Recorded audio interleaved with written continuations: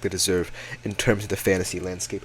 But we are now transitioning to the more familiar world of fantasy basketball as we are about to dissect a brilliant trade in terms of offensive output for the Sacramento Kings. Only makes them one of the more dangerous offensive threats in the Western Conference. They, of course, added DeMar DeRozan to the mix. And seeing as to how the Sacramento Kings already have a fascinating offensive structure with a guy like Domantas Sabonis, who's very intriguing in terms of his profile as a center, but playing as if he's almost a small forward or power forward. Then you have guys like De'Aaron Fox and Malik Monk who are coming into their own in the league and are top 30 fantasy players in their own right. Keegan Murray is going to continue to grow. He's a solid player from Iowa out of a couple of draft classes ago who's going to fit very well into this offensive scheme.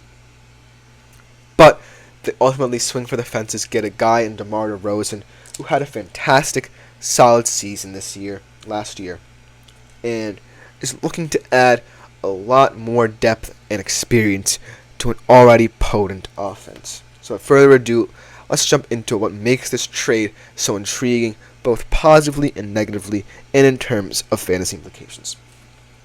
So last year, DeMar DeRozan had a very nice year for a player at the shooting guard, point guard mold.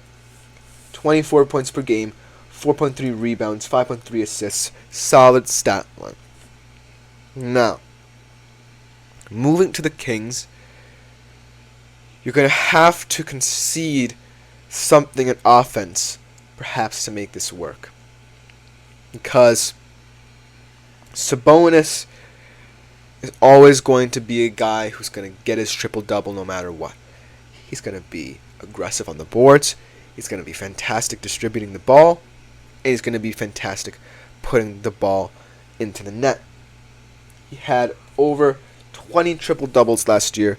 So, as we can see, he's definitely one of those centers who fits the mold of the modern NBA center. He's not going to shy away from living in the paint, but also extending the floor and spacing the floor. Sabonis is perhaps the biggest focal point that the Kings wish to focus on in their offense. Then you have a guy in De'Aaron Fox who's capable of putting up 40 on any given night. He's a top 30 fantasy player, like I said, in his own right. He's only going to become a much better point guard as the Sacramento Kings figure out how they're going to space everything out. Then you have Malik Monk, who's an aggressive kind of driver of a player, likes getting to the rim, likes elevating himself to that level. And so it's going to be an interesting fit because in terms of what I see in terms of the Kings' offense, a lot of shot creation, a lot of people who can space the floor, get different looks for different players. You now add DeRozan to the mix. He's going to be fantastic in the mid-range, fantastic in distributing the ball to Sabonis. Then you have De'Aaron Fox, who may have to concede some of those 40-point nights in order for the Kings' offense as a whole to work even better than it has already. They all have different flaws, but what I love about this team is that they just have enough perimeter shooters now to fit the mold of a modern NBA offense. They have a guy in Kevin Huerter off the bench who's a nice perimeter shooter. De'Aaron Fox himself is a solid shooter. And now you add a guy who adds depth, not just focusing on 3-and-D, but, getting to the mid-range spots and getting good looks from there.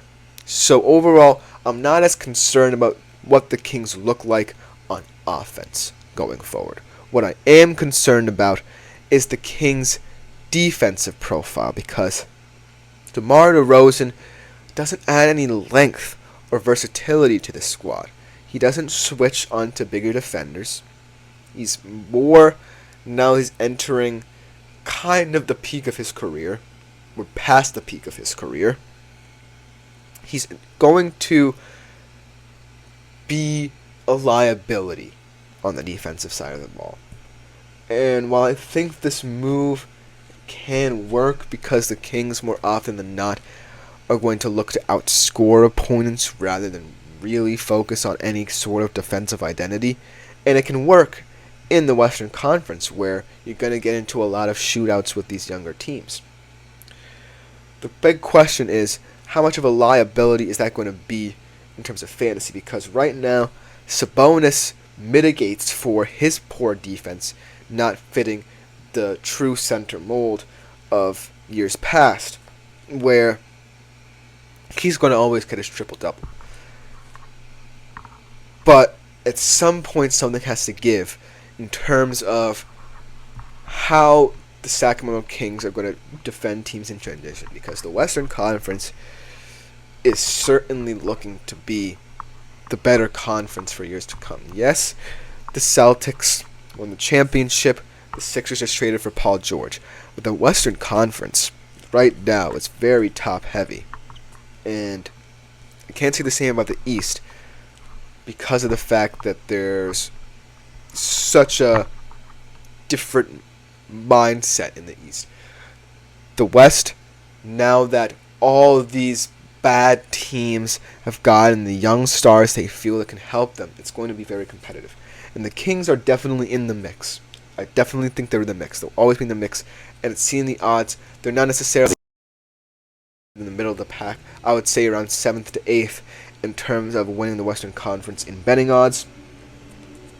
But it's all going to hinge on how you set up defensively. Because let's say the Kings are facing a Thunder team who have a lot of length, have a lot of excitement, and are willing to get very gritty. Yes, they can put up points on offense, but they're also lengthy with guys like Chet Holmgren, a fantastic defensive presence, a fantastic rim protector. Shai Gilgeous-Alexander, not necessarily known for his defensive game, but solid enough. You have guys like Jalen Williams. So that's what I'm saying with the Kings. By making a move for an older guy who tends to create his own shot is good and all, because it varies this Kings offense to the point where you have production at every level of the half court in terms of Sabonis in the paint, DeRozan at the mid-range, and De'Aaron Fox, Malik Monk, and Kevin Huerter from deep. But right now, that's the caveat. You can rely on DeRozan, Fox, Sabonis as a good solid core 3 players who you're looking from the Kings for your fantasy team. But as a team sport, basketball really allows you to dig deep into both ends of the court. And while steals and blocks right now are kind of touchy subject in how you determine a player's strengths in fantasy, it's certainly very important to take into account, because not every day in this NBA specifically are you going to have a guy who's set to have about 3 to 5 steals or blocks a game, or stocks as we like to call them in the fantasy realm. On a Kings team that's looking to contend, and in fantasy terms, when you have so much offensive talent on one team, concerns have to be rising about what they can offer you on the defensive side, because that's what can swing a fantasy game.